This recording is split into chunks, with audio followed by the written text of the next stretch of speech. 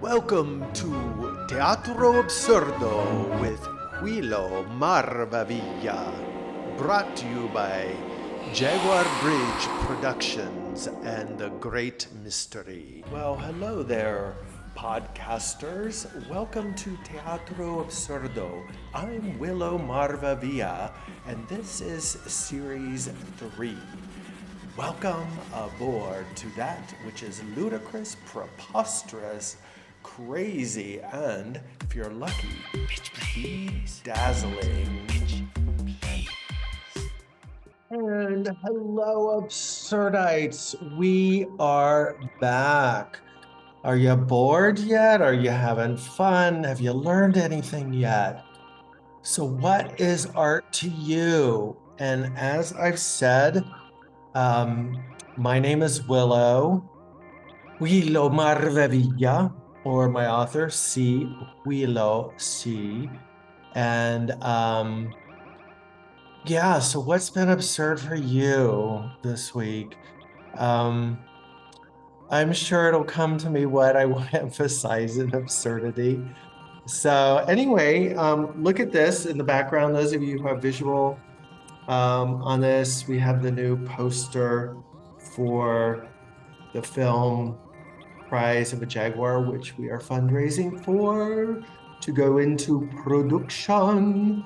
And this film, it will, feature the Jaguar Portal paintings, which were destroyed in 2 arsons, another fire, and a disruptive psychotic person at an artist retreat. And so anyway, so the intrigue is we're looking into deep symbolism. Thank you for tuning in again. Deep symbolism of art, and of what I refer to as the Jaguar Portal paintings, and the mystery and the intrigue about developing sacred ritual art, and the conundrum of how people view art, treat art, and the fantastical, not as in like fantastic good, but how a lot of these paintings that you're seeing got destroyed. And that there will be a whole new genesis of the portal paintings available to view at their premiere in New York City this autumn. 2024, if you're listening in 2025 or 2035 or in the year 2135. Copyright. Yeah, so hi everybody. Remember to like and subscribe, and it's what we do, because every time, here's the absurdity, and I really want to emphasize this, my rant is, man, aren't people doing it on social media? I mean, I try to scroll and I'm like, okay, I want to honor everybody's, 15 minutes of Warhol fame. And some people are really trying to put some really cool stuff out there. Yeah, so I mean, my rant would be, I don't know, it evaporated. That's how cool that is. So anyway, I want to just look at another one of these paintings, which was Bing. Hopefully it comes up. And again, if you want to have the visual, you can go to the website, or you can go to the YouTube version, Teatro Absurdo. And these paintings, as I said, most of them have been destroyed. A few lived. I think we've discussed one of them that lived, which is the last one. But this one is called the Song of Quetzalcoatl. And I suppose that's appropriating the name Quetzalcoatl. I don't know, not really, because I'm not trying to promote a religion or a definitive definition. It's just, as I said, I think most artists are gleaning from somewhere. It's impossible unless you lived in a wormhole of complete isolation from any exposure to anything. Then you could create original art. You may have a style that is someone unique to you, and or a desire for your art to convey something that is unique to you. But the patterns and the shapes and the forms have probably been spiraling around human imagery for a long time. So that said, in this painting image, the Song of Quetzalcoatl, um, how many of you recognize this? I mean, how many of you have been to Puerto Vallarta? And as you were, hungover and walking on the Malecon from a late night fuck, um, did you actually contemplate any of the magnificent sculptures on the boardwalk there? They're really stunning. Bravo, Mexico, bravo, Italia, bravo, Francia, bravo, España, and just kudos. Sounds like a vegetable you don't want to eat. Um, Bravo sounds more special. And it's fun to say if you could. Um, but bravo to cultures and towns and areas that have public art, pubic art, public art, even guerrilla art. I'm okay with that.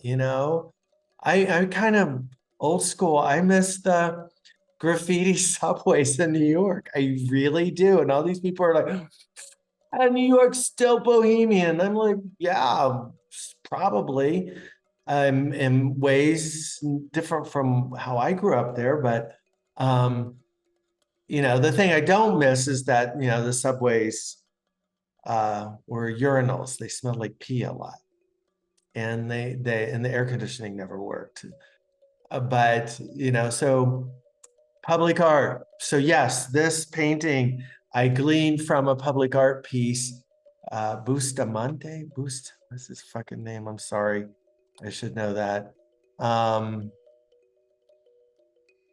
doesn't matter at this moment, but I did glean it. And there's a sculpture in the Malecon, and it's interesting because it's two things. One, I don't know if any of you ever saw those images that, old stories of Alice in Wonderland, and there were these cuckoo images of the Duchess. I want to make sure I'm getting my stories right. This is what happens when you get older. I mean, sometimes all the myths and symbols sort of blend together in a really interesting story. But so there's that Duchess with the big, headdress on, kind of spooky, scary, buffoonery sort of imagery. However, this image that I gleaned from in Puerto Vallarta of this sculpture, the hands are raised, and it is this sort of cartoonish characterization of a person summoning. And so then I chose to bring that image in because I was hovering in that part of the world certain times. And I was also finding, again, that I discussed, the song, the element of song. Song as a way to summon, to lure, to enchant, or disenchant if you don't like the music. So here we have the image of this person-ish sort of being, arms raised, calling out, summoning, pulling in, or pushing out, or putting out into the world a vibration. And out of the mouth is a bird. And in this case, I'm saying it's a kind of quetzal, resplendent quetzal bird, although you couldn't see its tail plumage. It's still in the throat of this being. But it's coming out. So it is literally, bird's song, the quality of the human mimicking birdsong, to woo, to announce where food is, to announce the dawn of the day. I mean, why do birds sing in the morning? They're not really luring a mate at that point, I don't think necessarily, although I'm sure bird people would defer or I don't know, critique that assumption that I just made. But I think there are creatures like us that are fascinated with what we can do, what we can create. And sometimes some things that we do as artists is we're creating beauty in a world that is really dark and nasty in some places. The relativity, is art useful or needed or necessary? Abso-hell-fucking yeah. Yeah, what would this world be without art? And original art and just pure art that isn't driven by some Madison Avenue logo or religious doctrine or censored. So this being is sending a song out, and the song in the bird's mouth is a spiral again. So repetition. And I think in the cosmos, spirals are everywhere. Spiral is a way to resolve conflict. It's like instead of face off, you become the dancer and you spiral out of it. If you're falling, if you can remember to roll, hopefully you'll land face up like a kitty cat or something, and you will pass the severity of the harm. So this might be a call to, summon the energy of the spiral. The being is wearing plumage, which is, symbolic. We take things as humans to wear them upon ourselves. Jewelry, tattoos, colors, designer labels, stones, crystals, diamonds are copyright girl's best friend. But you see the idea that, so this character, this being that's calling out through song, through the bird, is wearing plumage. Plumage, probably at those times, who knows, was considered reverence for, a priest, priestess, who was able to navigate between worlds. I think artists do that all the time. And it's interesting because I haven't really thought about this, but I'm looking at this painting right now, and I love this sort of sandy landscape in the back. Now, it's really interesting that I'm getting that right now because there's sort of could be a desert palm, but actually it's the plumage coming out of the hat of this character, this sort of deity summoning, calling out, sending a song out into the universe. But there's a sandiness, and I think, any of us that have traveled through deserts, one thing about deserts that I always found really interesting was, it's interesting, here's the contrast of this film, this image is, I think deserts, if you're in the right place at the right time, are one of the very, very few places in the natural world, without, being in an induced cave in your house, it's soundproof for some reason, where one can actually hear silence so loud that you can hear the ringing in your ears.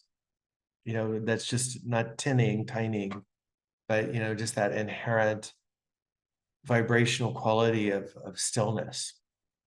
So this painting, kind of conjures, the desert stillness. Like if we sit still, people, you don't have to pay to go to a Vipassana or do some sort of painful meditation. Just sit still for a moment. You're drunk and you're at the edge of the roof, roomy. you can hear silence, and silence is from which everything comes forward. It's the great void as well. And there's a calmness in that. It's also unnerving. I mean, I've been in the desert and suddenly you'll just stop and you'll be like, oh my God, there's no sound, but it's hot. A lot of things, pull in. So it might be an invitation to conserve energy in this painting. Because at the background, not stalking, but in this painting is a Black Panther, the Jaguar, which is again a guardian of the underworld, a guardian of the feminine properties, of the internal womb, of the place where things come from. Being able to see into the dark, seeing into the unknown. That's a field of courage, right? That the cat, the feline can be symbolic of. And I think it's a quality right now, and it's certainly one that artists can bring forward, is being able to see into the unknown, that interpreting that and making it into a quasi-known realm through the arts. And a million years back, I may have read this. I think I read it, but I could also made it up because I think it sounds really cool. But I was at an exhibit in San Francisco. They had an exhibit of Mayan pre-Hispanic art. And there was, I believe, a sculpture, and there was some story about it, but I think most of the people that write that made that up too. Although they may have been privy to some sort of sacred scrolls or doctrines, but most of those were destroyed by Christians. A lot of old antiquity stories are gone, just like these Jaguar Portal paintings are gone. The stories of them, I think that's why I'm putting them out before I evaporate, to make sure this is in the record of humanity, Akashic records, because I think they are relevant to a certain degree. But I think, seeing into the darkness, seeing into the unknown takes great courage. And artists do that all the time. And certainly this panther in the distance in this painting is saying, pay attention, to shadowlands. And shadowlands is where the work is done. As I've stated before, if you have friends that are going through it, that happen to be in the dark night of their soul or a hard time, don't go, oh, I only surround myself with, positive people. I'm like, oh my fucking goddess, that is so boring. And then you get the person that's going through some hard time, and then they, overemphasize victim consciousness as well. So it's both ways. But I think, countless mythologies are like, everybody had to do time in the underworld. So here, you have the bridging, the light, dark, the bird, the ethers, and the terrestrial worlds coming together. So I just want to backtrack in a couple things, because in the symbolism of alchemy that I discussed in one of the other paintings, there are a couple of glyphs, and I realized they were really cool. One was a symbol for salt, and one was a symbol for sulfur. And that salt often represents the body. It's also something that it was used in ceremonies for cleansing, protection. It was one of the most expensive and valued spices in the world because it preserved things. So if you want to be preserved, you don't need, to be frozen. Just go immerse yourself in salt. Sulfur, not just as a smell of the devil, Satan, could be, but it was a symbol of the fire of life. But it represented the soul. So in that painting, there was salt, the body, the physical, soul, sulfur, mercurial, mind. So these are these things. So I want to just thank all of you for tuning in. We'll just keep doing this as much as we can.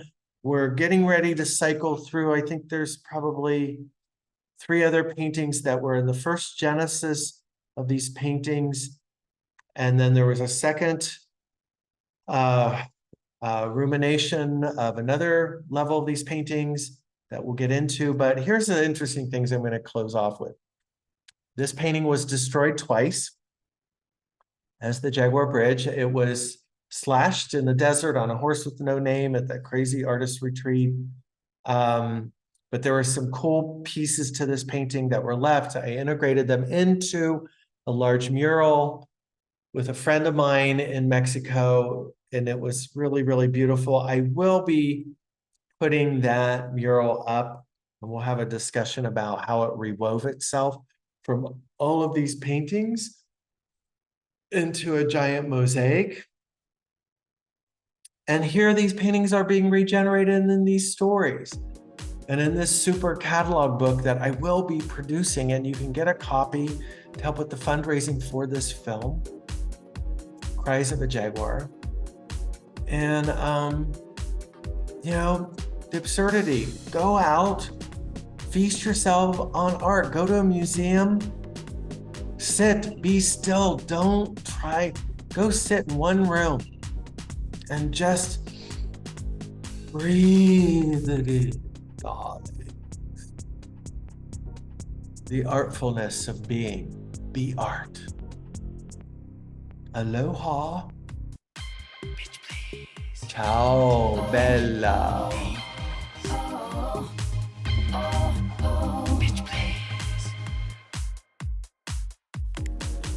And that was it, my dear friends. Teatro Absurdo Series 3, brought to you by Jaguar Bridge Productions, angels, guardians, guides, and perhaps a few demons, if you're lucky, from the underworld. So tune in to us on all the major social circuits around the universe.